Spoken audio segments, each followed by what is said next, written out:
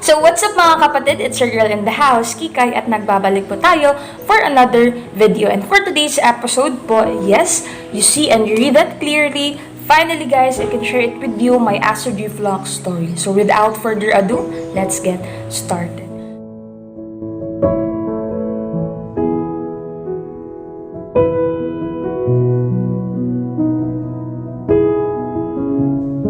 So, saan nga ba nagsimula yung acid reflux ko? It was started last year.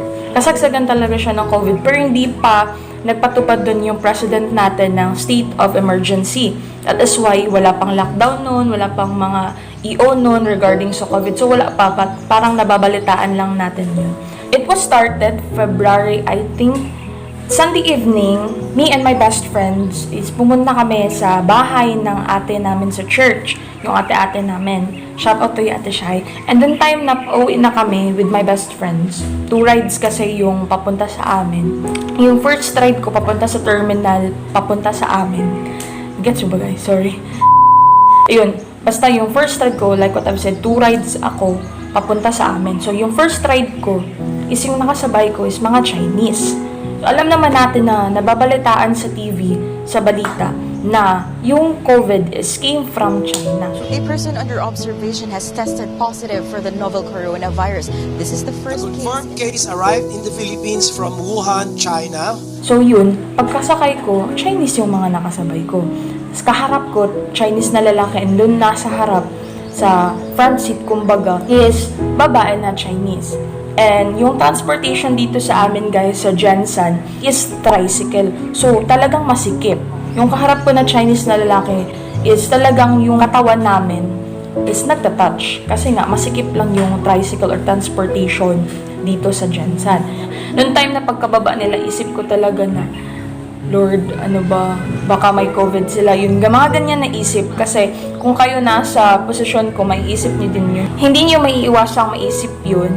Kasi nga, kasagsagan siya ng COVID. And then, pagkababa ko, second ride na ako papunta sa amin. Doon na, napansin ko na parang nangiinit yung katawan ko, hindi ko maintindihan kung ano yung nararamdaman ko. Ang dami kong iniisip. Talagang nangiinit, nanghihina na yung katawan ko. I am very sweating that time. Ewan ko kung bakit. Pero talagang namamawis ako that time. And doon, pagkadating ko sa bahay, may backpack kasi yung bitbit ko. Binaba ko. Then my mother is nabigla siya. Ano ba daw nangyari sa akin? Kasi nga, binaba ko. Talagang yung nagpanik ako ba? And the unang-unang ginawa ko, guys, mga kapatid, is naligo ako. Pagkaligo ko talagang kuskus ako ng kuskus nung that time na yun. Kasi nga, isip ko, may COVID ako. Kasi nga, Chinese yung mga nakasabay ko. I'm sorry, guys. Yun yung talagang yung naisip ko that time. And yung tulog time na, hindi talaga ako nakatulog that night. Kasi nga isip ko baka may COVID ako or ganito, ganyan. Pinipilit ko si mama, pumunta tayo sa hospital, magpa-check up tayo, magpa-confine. Gusto kong magpa-confine at that time, mga kapatid. Pinipilit ko si mama na magpa-hospital kasi feel ko that time mamamatay ako. And then sabi ni mama, okay, tomorrow is magpapa-check up kami. So ano yung ginawa ko guys para mawala yung pangiinit sa katawan ko, yung panginginig ko, is uminom lang talaga ako ng warm water doon, which is it calms my nerves.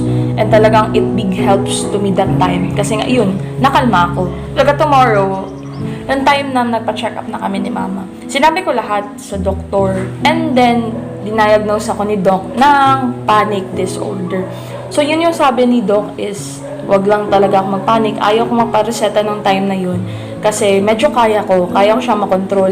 Sinabi niya lang sa akin na pag bumabalik pa rin siya, it's time na yung meron talaga akong iti-take and oobserbahan niya ako. Then, starting that, sabi lang ni doc, if yung nerves ko, pag nanginginig ako, tama daw yung ginawa namin na uminom ako ng warm water kasi it calms the nerves. 1 month na siya nakalipas after nung nagpa-check up ako. By the grace of God, hindi naman bumalik yung panic disorder ko kasi nga, nakokontrol ko na siya, ayun, nahahandle ko na siya. Then time na March, yun yung time na nag-lockdown dito sa amin sa Jensen.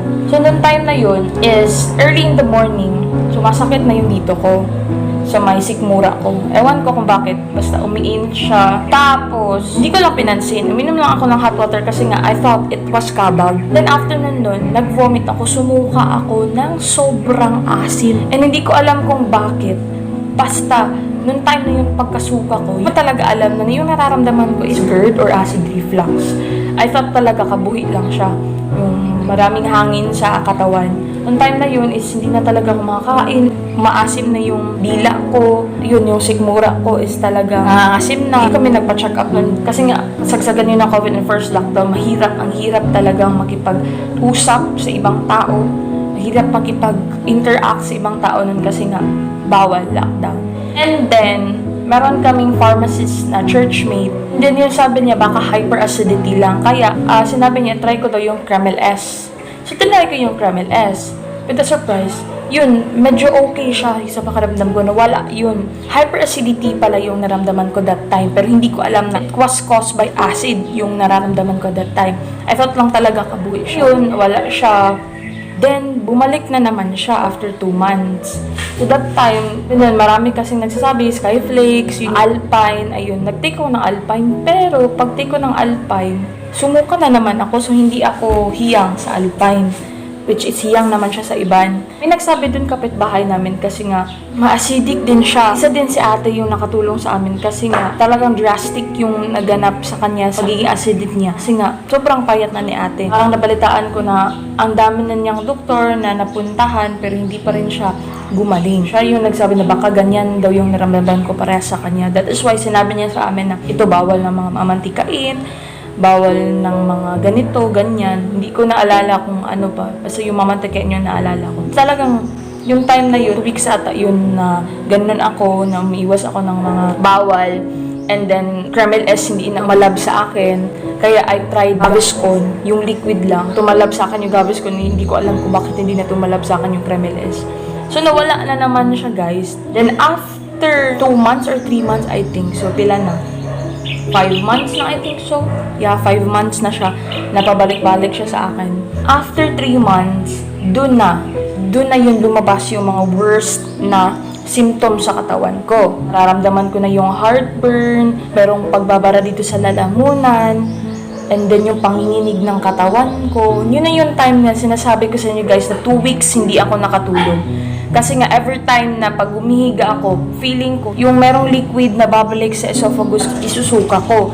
That is why 2 weeks ako walang tulog noon. And we decided talaga na magpa-check up. Even na ang hirap talagang gumalaw that time. Kasi nung time sa amin yung clustering kami. By cluster, then Monday to Saturday, iba-iba yung lalabas na cluster. Inintay namin yung time na yung cluster namin is, yun yung schedule. So, ayun nga. Before ako nagpa-check up, guys, ayun, sabi ko nga sa previous video ko, nakapag-research na ako kung ano ba yung mga naramdaman ko, mga symptoms ko, kung bakit ganun. GERD nga daw. Iba pa rin yung doctor yung sabi sa na ganyan yung naramdaman mo.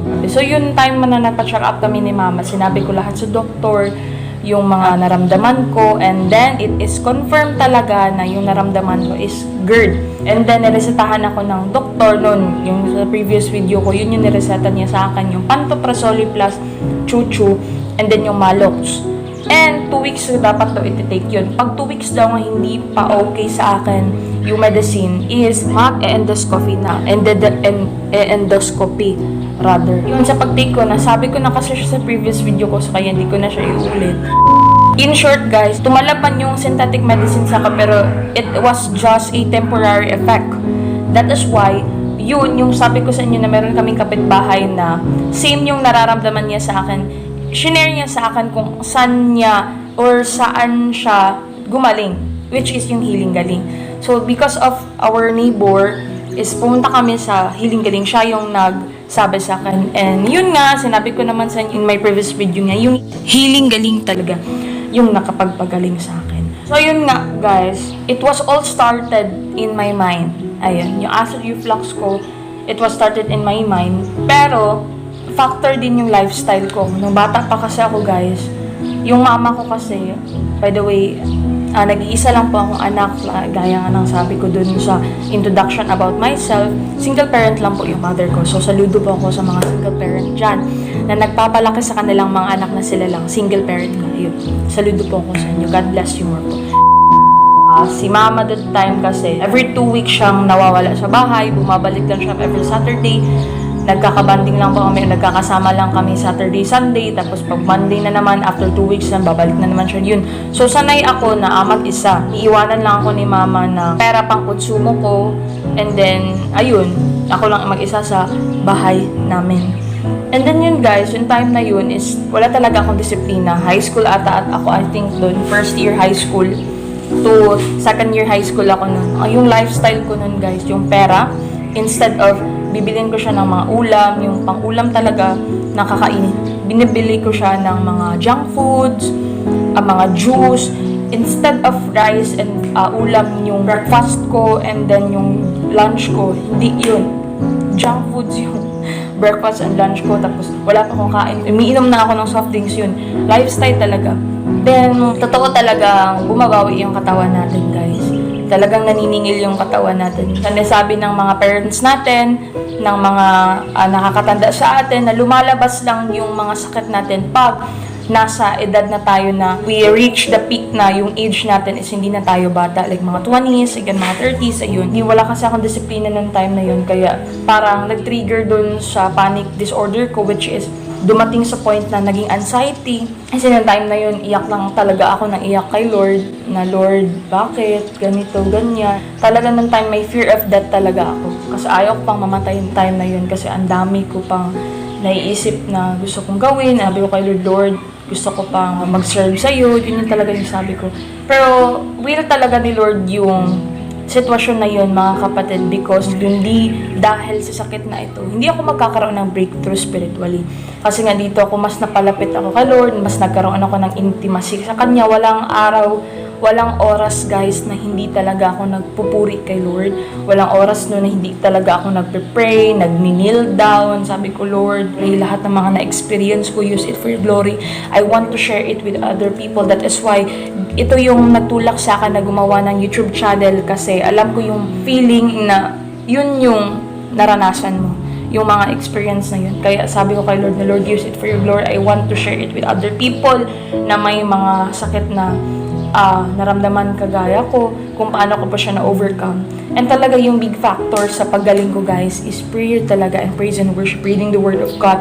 Noong time na yun, I'm very soaked with His presence. Sabi ko nga kanina, walang oras na hindi talaga ako nagpuri kay Lord, hindi ako nagpray, hindi ako nag-read ng Word. Even scrolling in the Facebook, guys, natatakot ako makabasa ng mga negativities. Or on yung mga tinitingnan ko na videos is more ang mga gospel, yung sila evangelical, David D. Hernandez, Pastor Rick Warren, which is yung author ng Purpose-Driven Life na book. Hindi ko alam kung alam na yun. Yun yung mga videos or gospel na talagang tinitingnan ko at talagang malaking tulong sa akin sa paggaling ko. Kasi nga, if you have anxiety, mga kapatid, yung nilalabanan mo niyan is yung mind mo. You need to control your mind. Dapat kontrolin mo yung yung mga pinapasok mo sa isipan mo, kasi nga it will affect your body. In short, guys, nag-trigger yung acid reflux ko. Hindi lang dahil dun sa lifestyle ko nung bata pa ako, but dahil sa stress. Kaya, guys, hindi talaga tayo magpa-stress, kasi nga ang stress, ang daming effect yan sa katawan natin. Physically, emotionally, the effect of it's negative. Kaya, sasabi ko talagang stress yung reason kung bakit ako nagka-acid reflux, and then factor noon time na bata pa ako is wala akong disiplina sa sarili ko.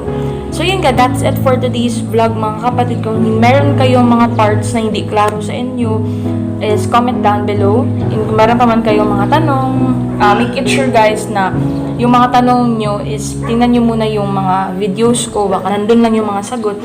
So ayun, that's it for today's video, guys.